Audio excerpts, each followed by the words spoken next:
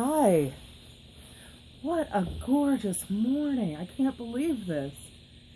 It is absolutely wonderful. The birds are singing, the crickets are chirping, not a cloud in the sky. This is gorgeous.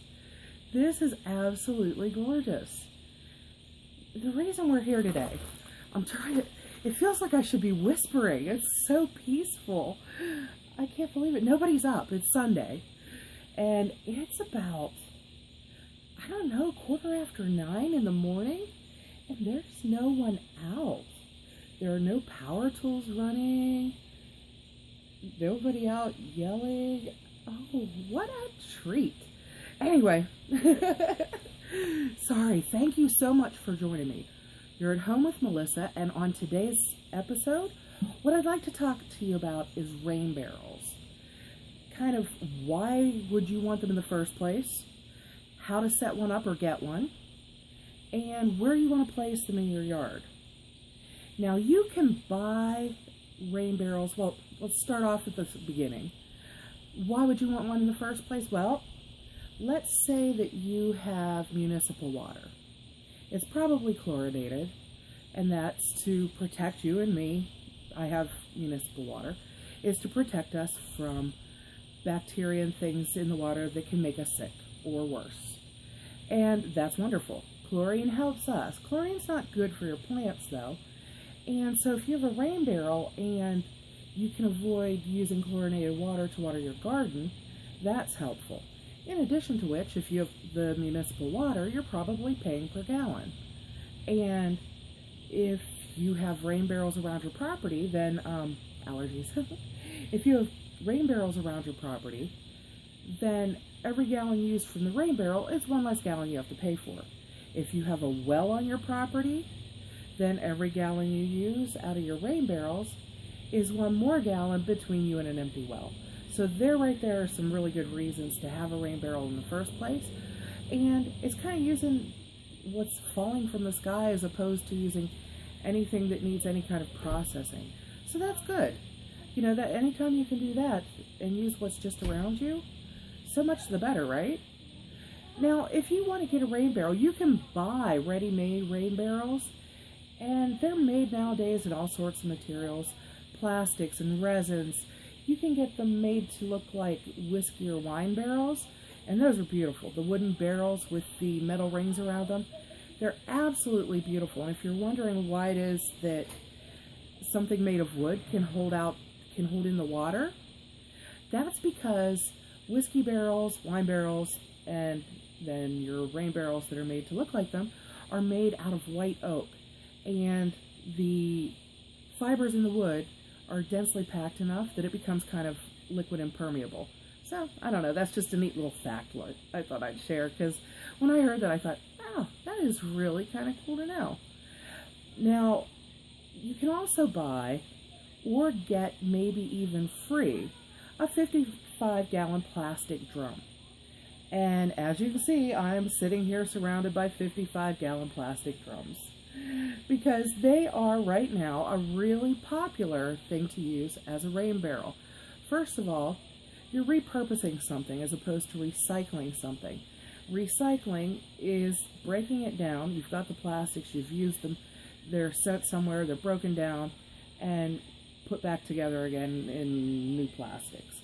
And yeah, that's better than just letting things go to waste, but it involves chemicals and processing and using of power and things like that. So it's still not as environmentally friendly as it could be. Repurposing something is the best kind of recycling. You just use something in its current form in a new way. And so that's one reason to use the 55-gallon plastic drums that are so popular. Another is you can get them so cheap. Maybe even for nothing. If you know someone who has them, they've used them for what they wanted them for.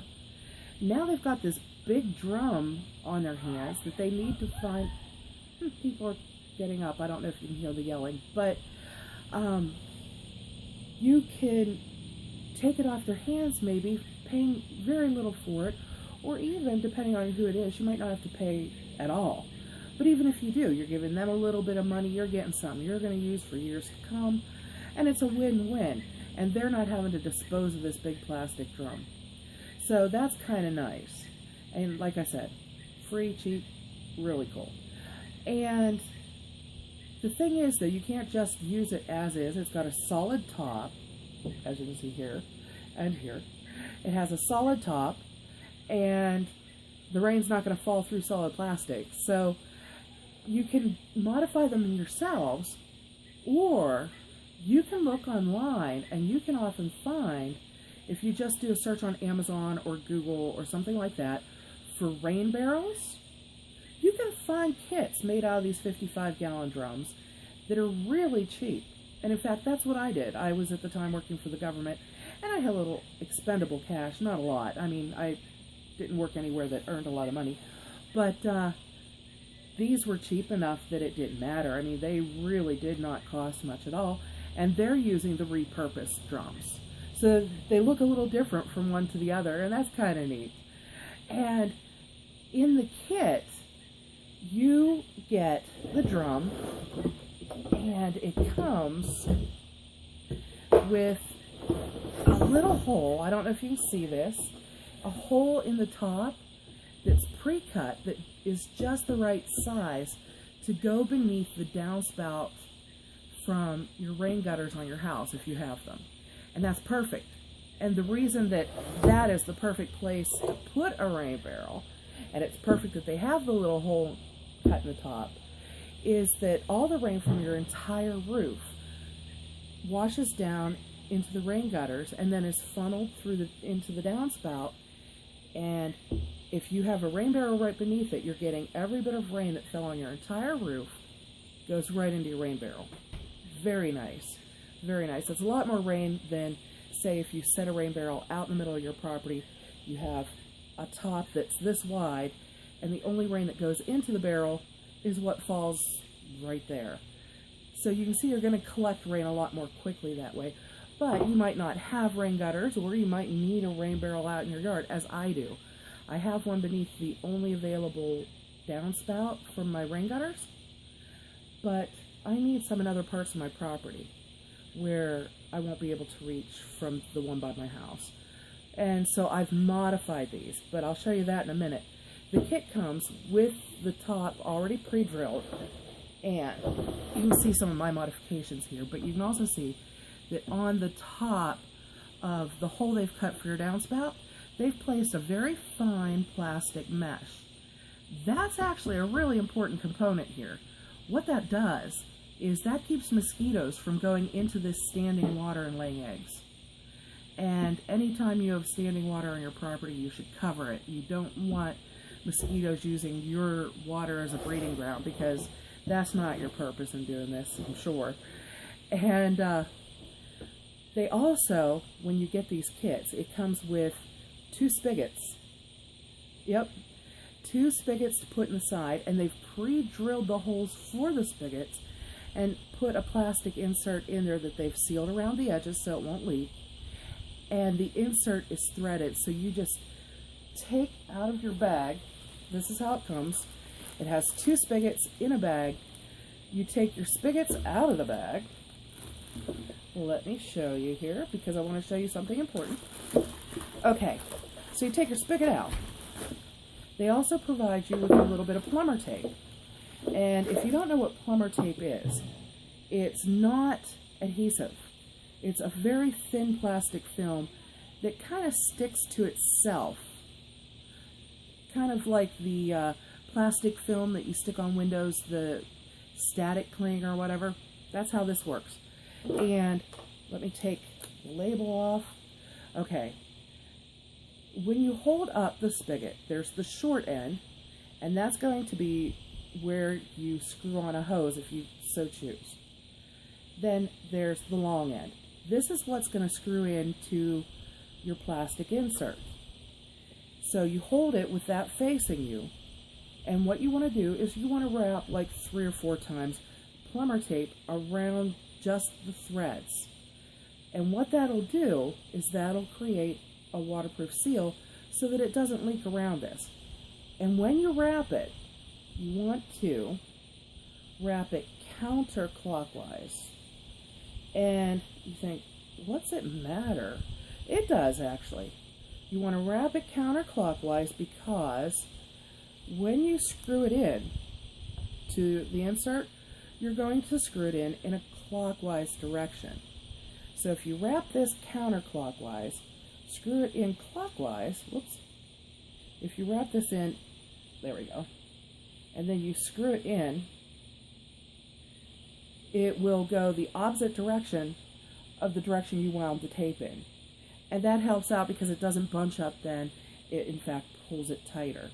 So that's kind of a nice way to do it. You just screw it in, and this kit comes with two of them, and the holes are one above each other on the side of the barrel.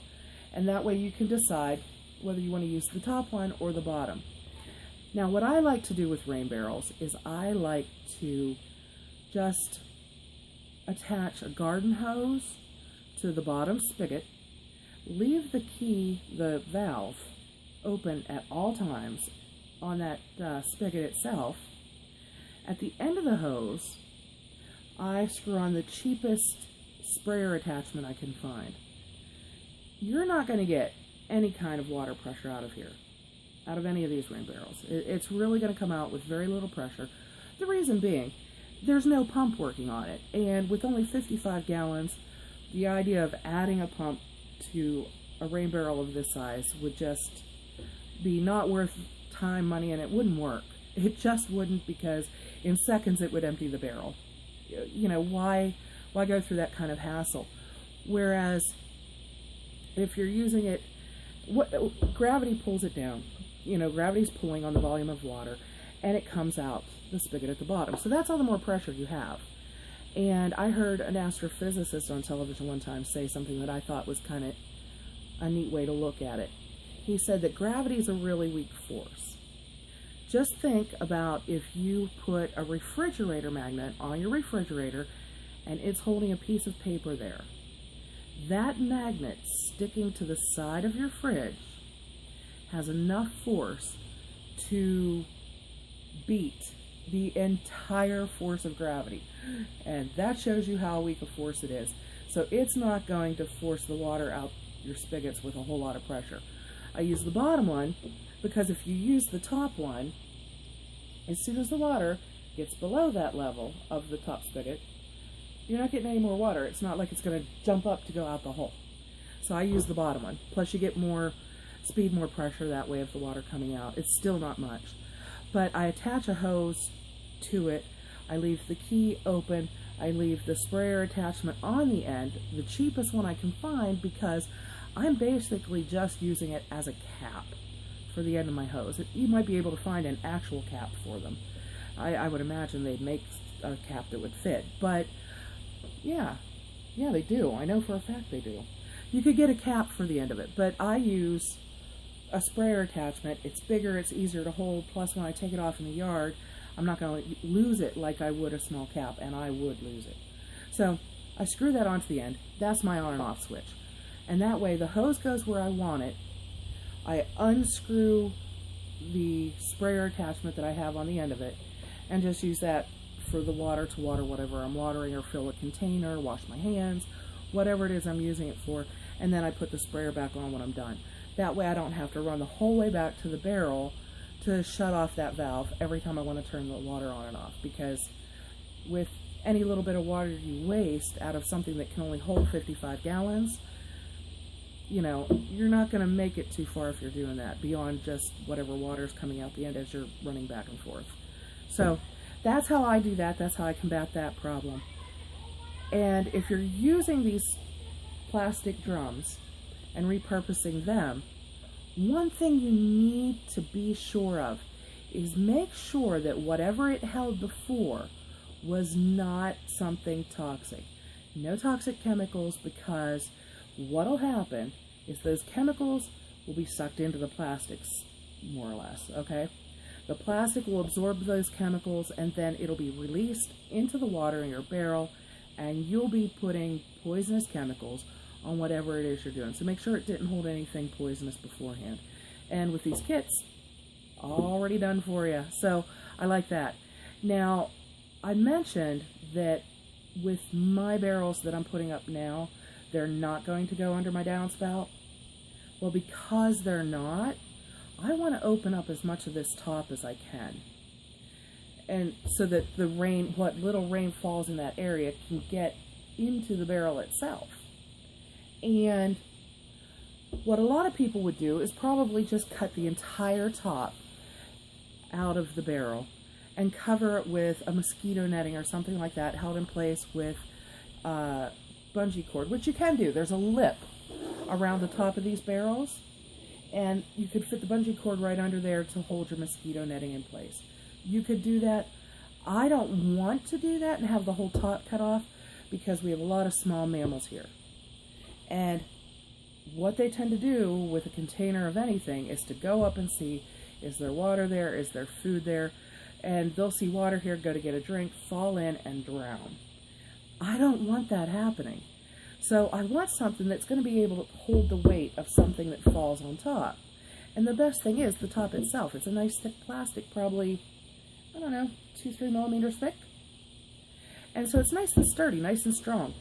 And so what I do to keep that strength and make it so that things aren't going to fall into it is I get the largest hole boring attachment I have for my drill, and I drill holes just all over the entire middle of the top. You could do it on the whole top, but I just do it on the entire middle. And then I took window screen, old window screen from some old windows that my mother got rid of. She said to me one day, she probably thinks, goodness, everything I throw away you want. But she didn't want to throw away these windows anyway. She had her windows replaced in her house. And so she has all these old windows. Sure, the glass is old and it's really a little brittle, so you'd only want to use it for certain things. And the screens, she has those as well. And this is that nice, sturdy, old-timey screen, which I like. And I told her, I said, oh, I'm glad that you're saving those. She said, I have no idea why I'm saving them. I just think that somewhere, sometime, they can be put to use. And I said, well, you know, and basically she was saying that, like, in the sense of, if you have a use for them, let me know. And I said, oh, yeah, those aren't going to go to waste. And one of the things that I'm using them for is the tops of these. Thanks, Mom. Is the tops of these. I cut out holes all over the top, and then I take the clear silicone coat. Wow, was that a stutter? The clear silicone caulk without any treatments for mold and mildew. And I just put it around the entire edge, a solid line around the entire edge. And then in between the circles, wherever there's enough space for it, then I put on gloves, rubber gloves, and get this mesh, the screening, put down all over the place so that it's sealed in. Now, before you put these out, you want to give this probably a few days to to dry. The silicone caulk dries from the outside in, and so you'll notice as you feel it that maybe the outside feels dry, but you feel that it's not dry. You can tell by the texture that it's probably kind of liquidy or something inside, that it's still a loose gel as opposed to a plasticky feel. Well, that's because it takes sometimes quite a while to dry where you have lumps. Give it 3 to 5 days to dry, and then you're sure to be good to go. And then you can take your rain barrels outside. You know, until then, keep it in your house, your garage. I don't have a garage. I have them in my office. And I'm telling you what, I took forever getting around to this project. So I had them in my home office for months. And they were on my nerves so bad. Because there was no room left in my office. And in addition to that, I thought, you know, anybody happens to see into my windows into my office, they're going to think that I'm storing bodies. Because 55-gallon drums all over the place. So anyway, they're finally out, they're finally done, and I'm ready to put these where I want them. Like I said, they're not going to go beneath any downspouts. They're going to be out in my property. My property has a lot of different elevations to it. It's built kind of on a hill, and there are dips and pits, I mean big ones. And so it's got all kinds of contours. With these, because there isn't any water pressure and it's gravity doing the work of getting the water out the hose or out the spigot into a bucket for you, if you're going to be using a hose at all and not just putting it into containers, you're going to have it at a higher level, higher elevation than anything you want to water with it, because it's not going to be enough pressure to go down into a dip and then up over the end of that dip and raise up, come upward again and out the end of the hose where you're holding it to water it. So the higher you can get it than whatever it is you're watering with it, the better. So I'm going to put 2 of them on the highest side of my property because I can use them up there. The third one, however, I need down in a low part of my property. In fact, it's probably the lowest spot here. So what can I do? Anything I water from that one is going to be higher. Well, I have foot square paving blocks. And what I'm going to do is I'm going to make a pad, 3 of them by 3 by 3. And I'm just going to stack them up until it's probably about 2 feet high. And that'll raise the barrel to be higher than anything I'm watering from it. And that'll do me just fine. And the barrel itself and the weight of it with the water inside will hold everything nice and steady. And we're good to go. And so that's something that you need to keep in mind when you go to place it too. You need to have it higher than what you're watering. The only other thing that I really think that you should know about rain barrels is if you live somewhere with a cold climate, please, before winter weather hits, make sure to empty the barrel entirely and cover it so that no more rain goes into it. Because if you have water in the barrel, even if it's just in the bottom part of the barrel, when winter comes and those cold temperatures, that water in there will expand as it freezes, and it can actually burst your barrel, and then whatever money you did spend is wasted, whatever time you spent is wasted, and you have to wait till you get another barrel together. So that's about all I can think of that you might want to know about rain barrels, and I'm going to go and set these up. If you have any questions or comments, any experiences you've had with rain barrels, anything I didn't think of to mention, feel free to drop it in the comments. I'd like to see it, and anybody who's watching this video would probably like to see it as well. So I appreciate you joining me, and I hope that between now and the next time we get together that you just enjoy everything you're doing and make the most out of every single day. Thanks again. Bye-bye. I'm going to come around, turn off the camera. I know, you who watch my channel a lot probably go, oh, for crying out loud, get a remote. I can't get a remote for my camera. So every time I need to run around, but that's okay. You'll get to listen to the birds. Shut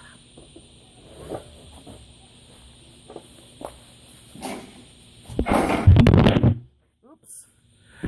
Oh, well, that wasn't graceful.